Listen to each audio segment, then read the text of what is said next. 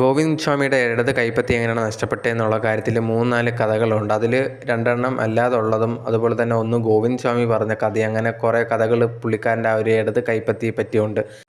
First കുറേയധികം തമിഴ്നാട്ടിലുള്ള നാട്ടുകാർ പറഞ്ഞ് കേട്ടിട്ടുള്ളതെന്ന് പറഞ്ഞാൽ പുള്ളിക്കാരൻ കുറേയധികം സ്ത്രീകളെ ഇതുപോലെ ഉപദ്രവിക്കുക, അതായത് മാല മോഷ്ടിക്കാൻ ശ്രമിക്കുക, അതുപോലെ തന്നെ അവിടുത്തെ പെൺകുട്ടികളെ കയറി പിടിക്കാൻ ശ്രമിക്കുക, ഇങ്ങനത്തുള്ള കാര്യങ്ങളൊക്കെ ചെയ്യുന്ന സമയത്ത് അവിടുത്തെ നാട്ടുകാർ അവിടുത്തെ ഒരു നാട്ടുകൂട്ടത്തെ വിളിച്ചു കൂട്ടിയിട്ട് ഇവനെ അവിടെ കൊണ്ട് ചെല്ലുകയാണ് ചെയ്തിട്ടുണ്ടായിരുന്നത്.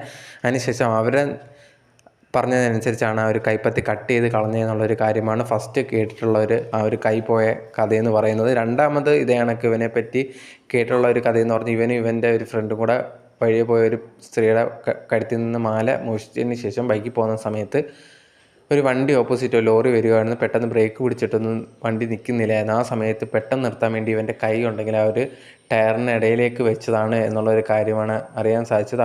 ആ ഒരു സമയത്ത് സഡനായിട്ട് വണ്ടി നിൽക്കുകയും ഇവനൊന്നും ആക്സിഡൻറ്റ് പറ്റാതെ രക്ഷപ്പെടുകയും ചെയ്തു. പക്ഷേ അങ്ങനെ ചെയ്ത സമയത്ത് ഇവൻ്റെ കൈ നഷ്ടപ്പെട്ടു എന്നുള്ളൊരു കാര്യമാണ് രണ്ടാമത് കേൾക്കാനിടയായിട്ടുള്ളൊരു കഥ, ഇവൻ്റെ കൈ പോയതിനെ പറ്റി.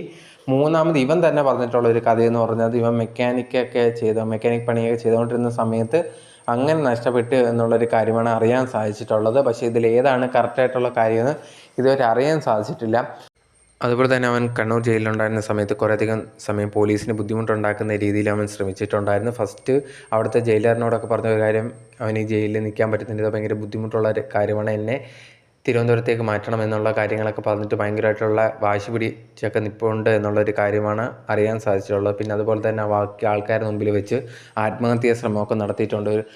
അതുപോലെ തന്നെ ഫുഡ് കഴിക്കുമ്പോൾ അവന് ബിരിയാണി വേണമെന്നൊക്കെ പറഞ്ഞിട്ട് അവിടുത്തെ പോലീസുകാരുടെ അടുത്ത് പറഞ്ഞിട്ടുണ്ട്. അതുപോലെ തന്നെ ഇവനെ സെല്ലിൽ നിന്ന് വെളിയിറക്കിയ സമയത്ത് ഇവൻ ഇട്ടുന്ന മേലിൽ ഒരു സ്ഥലത്ത് കൊടുത്തിട്ട് കഴുത്ത് ഞെരിക്കാനൊക്കെ അങ്ങനത്തുള്ള ആത്മഹത്യാ ശ്രമം വരെ നടത്തിയിട്ടുണ്ടായിരുന്നു. പക്ഷേ ഇതെല്ലാം കഴിഞ്ഞിട്ട് അവിടുത്തെ വാർഡന് ഒരു കത്ത് പോലെ അവൻ എഴുതിയിട്ടുണ്ടായിരുന്നു. ഇതാണെങ്കിൽ ഇവിടെ എനിക്ക് താമസിക്കാൻ ഭയങ്കര ബുദ്ധിമുട്ടാണ്, എന്നെ ഇവിടുന്ന് മാറ്റണം എന്നുള്ളൊരു കാര്യം ഇവൻ പറഞ്ഞുകൊണ്ട് എഴുതിയിട്ടുണ്ട്. അതിനകത്ത് പറയുന്നുണ്ട്, എൻ്റെ ഫാമിലിക്കൊന്നും എന്നെ ഇവിടെ ഒന്ന് കാണാൻ പറ്റുന്നില്ല. ഫാമിലി എന്ന് പറഞ്ഞാൽ ഇവനൊരു സഹോദരനാണുള്ളൂ. സഹോദരനും ഇതേ കണക്ക് കുറേ കേസും കാര്യങ്ങളൊക്കെയാണ്. അപ്പോൾ അവനൊന്നും എന്നെ വന്ന് കാണാൻ പറ്റുന്നില്ല, അതുകൊണ്ട് തന്നെ എന്നെ ഇവിടുന്ന് തിരുവനന്തപുരത്തേക്ക് മാറ്റണമെന്ന് പറഞ്ഞ് അങ്ങനെ വാർഡന് ഒരു കത്ത് എഴുതി കൊടുത്തിട്ടുണ്ടായിരുന്നു. ഇപ്പോൾ എന്തായാലും ഇവനെ മാറ്റിയിരിക്കുന്ന വിയ്യൂർ ജയിലിലേക്കാണ്. അതും ഭയങ്കര സേഫ്റ്റി ആയിട്ടുള്ള ജയിലാണോ. ഇനി ഒരിക്കലും അവൻ എന്തൊക്കെ വിചാരിച്ചാലും അവിടുന്ന് രക്ഷപ്പെടാൻ പറ്റത്തില്ല.